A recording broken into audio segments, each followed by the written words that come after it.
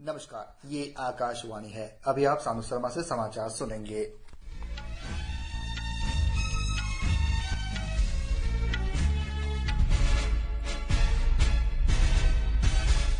पहले मुख्य समाचार। राजस्थान में कल होने वाले विधानसभा चुनाव की सभी तैयारियां पूरी। तेलंगाना में चुनाव प्रचार अंतिम चरण में। प्रमुख राजनीतिक दलों के शीर्ष नेता प्रचार में जुटे। अफगानिस्तान दूतावास ने नई दिल्ली में अपना राजनयिक मिशन को स्थायी रूप से बंद करने की घोषणा की। बंधकों की रिहाई के साथ इजरायल और फिलिस्तीनी आतंकवादी समूह हमास के बीच 4 दिवसीय संघर्ष विराम आज से। अब समाचार विस्तार से। राजस्थान में कल होने वाले विधानसभा चुनाव के मतदान की सभी तैयारियां पूरी कर ली गई है। विधानसभा की 199 सीटों पर सुबह 7 बजे से शाम 6 बजे तक वोट डाले जा सकेंगे। 200 सदस्य वाली राज्य विधानसभा की एक सीट पर उम्मीदवार की मृत्यु के कारण चुनाव स्थगित कर दिया गया है। उम्मीदवार की भविष्य तय करने के लिए 5 करोड़ 26 लाख से अधिक मतदाताओं के लिए कुल 51,507 मतदान केंद्र बनाए गए हैं। सुचारू मतदान सुनिश्चित करने के लिए लगभग 2,75,000 मतदान कर्मी काम करेंगे। मतदान कर्मियों को मतदान केंद्र तक ले जाने का काम आज से शुरू हो जाएगा। मुख्य चुनाव अधिकारी प्रवीण गुप्ता ने बताया कि 26,393 मतदान केंद्रों पर लाइव वेबकास्टिंग की जाएगी। इन मतदान केंद्रों पर जिला स्तर के नियंत्रण कक्ष नजर रखेंगे। मुख्य चुनाव अधिकारी ने यह भी बताया कि स्वतंत्र, निष्पक्ष और शांतिपूर्ण चुनाव संपन्न कराने के लिए 6,267 माइक्रो पर्यवेक्षक और 6,247 सेक्टर अधिकारियों को तैनात किया गया है। शांतिपूर्ण मतदान सुनिश्चित करने के लिए कुल 1,02,000 से अधिक सुरक्षाकर्मी तैनात किए गए हैं। राज्य में 3,383 विशेष मतदान केंद्र भी बनाए गए हैं। तेलंगाना में विधानसभा चुनाव प्रचार के लिए केवल 5 दिन शेष है और प्रचार चरम पर पहुंच गया है। भाजपा, कांग्रेस और वाम दलों सहित प्रमुख दलों के शीर्ष नेता मतदाताओं को अपने पक्ष में करने के लिए राज्य का दौरा कर रहे हैं।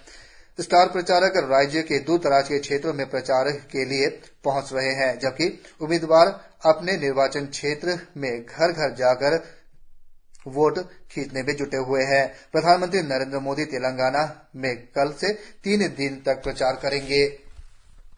केंद्रीय मंत्री, पार्टी के वरिष्ठ नेता सहित भाजपा वरिष्ठ शासित राज्यों के मुख्यमंत्री और अन्य प्रमुख नेता राज्य में प्रचार के लिए पहुंचेंगे। कांग्रेस के स्टार प्रचारक प्रियंका गांधी वाड्रा आज और कल पालकुर्ती, हस्त्राबाद, पलेर, उस्तुपल्ली और मदिरा में प्रचार करेंगी। प्रदेश कांग्रेस कमेटी अध्यक्ष पार्टी प्रत्याशी के समर्थन के लिए एक दिन में 5 से 6 जनसभाओं को संबोधित कर रहे हैं। केंद्रीय गृह मंत्री अमित शाह, रक्षा मंत्री राजनाथ सिंह और असम के मुख्यमंत्री हेमंत बिस्वा शर्मा सहित भारतीय जनता पार्टी के शीर्ष नेता तेलंगाना में पार्टी उम्मीदवारों के पक्ष में प्रचार करने के लिए हैदराबाद पहुंच गए हैं। श्री अमित शाह अरमर में जनसभा को संबोधित करेंगे और राजेंद्र नगर, श्रीलिंगमपल्ली और अंबरपेट में रोड शो करेंगे। श्री राजनाथ सिंह का मेडचल और कारवा निर्वाचन क्षेत्र में रोड शो का भी कार्यक्रम है। राष्ट्रपति द्रौपदी मुर्मू ने कहा है कि प्रशासनिक अधिकारियों का यह कर्तव्य बनता है कि वह सामान्य जनों की शिकायतों और समस्याओं की तेजी से समाधान करे। उन्होंने कहा कि युवा अधिकारियों को अवश्य ऐसा नवाचार से संबंधित उपाय करने चाहिए जो नागरिकों और देश के लिए अल्पकालीन और दीर्घकालीन अवधि के लिए फायदेमंद हो। हरियाणा सार्वजनिक प्रशासनिक संस्था के विशेष फाउंडेशन कोर्स में प्रशिक्षण ले रहे अधिकारियों को श्रीमती मुर्मू ने राष्ट्रपति भवन में उन्हें बुलाकर संबोधित कर रही थी। राष्ट्रपति ने कहा कि देश के समावेशी विकास के लक्ष्य को प्राप्त करने के लिए प्रशासनिक अधिकारियों का कर्तव्य बनता है। उन्होंने यह भी कहा कि भारत के नागरिक देश की समावेशी यात्रा में सक्रिय भागीदारी है और राष्ट्रपति ने उनसे अपील की कि वे विभिन्न कार्यक्रमों के उद्देश्य को हासिल करने के लिए जन भागीदारी को बढ़ावा दें। देश में बहुमुखी विकास में प्रशासनिक अधिकारियों की भूमिका की प्रशंसा करते हुए राष्ट्रपति मुर्मू ने कहा कि ये अधिकारी राष्ट्र की एकता और अखंडता को मजबूत बनाने के लिए भी जिम्मेदार है। उन्होंने इस बात का भी उल्लेख किया कि देश आज किस परिवर्तन की प्रक्रिया में है। प्रशासनिक अधिकारी के संकल्प के बिना यह संभव नहीं हो सकता। उत्तराखंड में 5 केंद्रीय एजेंसी तेल और प्राकृतिक गैस निगम लिमिटेड, सतलुज जल विद्युत निगम लिमिटेड, रेल विकास निगम लिमिटेड, राष्ट्रीय राजमार्ग एंड इंफ्रास्ट्रक्चर विकास निगम और THDC इंडिया लिमिटेड को विशिष्ट जिम्मेदारी सौंपी गई है। ये एजेंसियां उत्तरकाशी जिले में सिल्कयारा सुरंग में फंसे 41 श्रमिकों को सुरक्षित निकालने के लिए मिलकर युद्ध स्तर पर काम कर रही है। उनमें से प्रत्येक को श्रमिकों की सुरक्षित निकासी सुनिश्चित करने के लिए विशिष्ट कार्य सौंपा गया है। सरकार फंसे हुए लोगों का मनोबल बढ़ाने के लिए लगातार संपर्क बनाए हुए है। मुख्यमंत्री पुष्कर सिंह धामी ने कल रात से उत्तरकाशी के मठाली में एक अस्थायी कैंप कार्यशाला स्थापित किया है, जहां से वह बचाव कार्यों की निगरानी करेंगे, साथ ही अपना प्रशासनिक कार्य भी कर रहे हैं। मुख्यमंत्री ने फंसे मजदूरों से भी बात की है।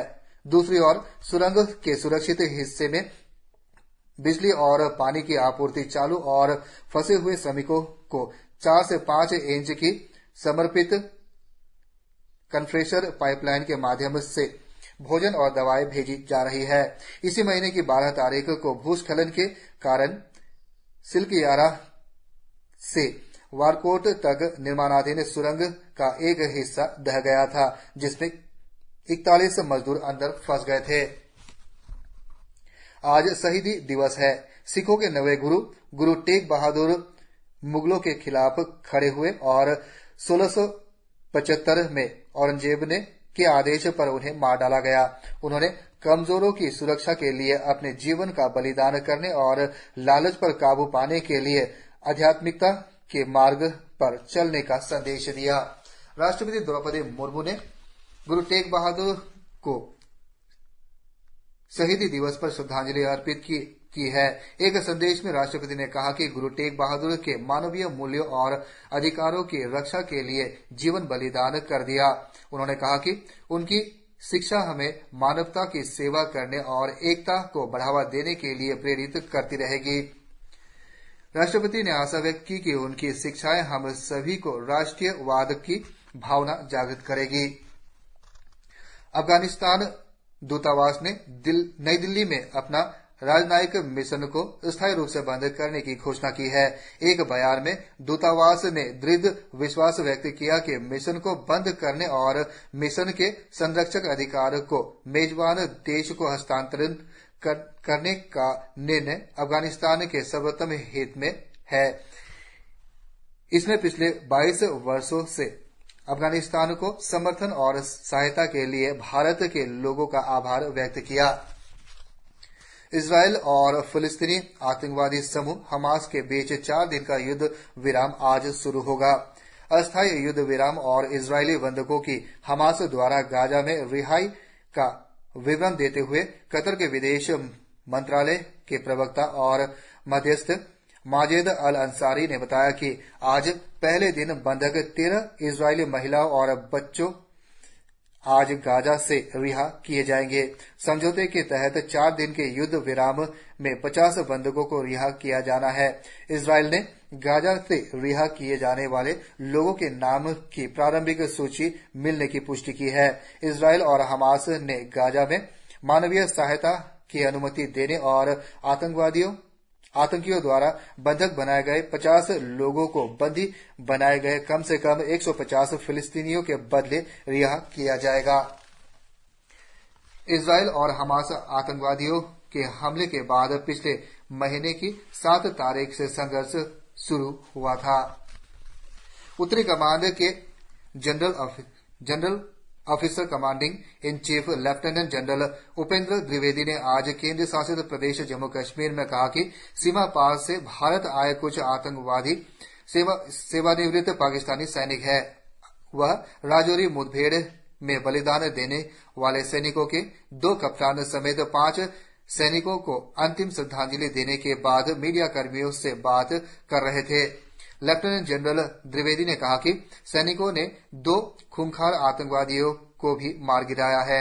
इसी के साथ यह समाचार बुलेटिन समाप्त हुआ। नमस्कार।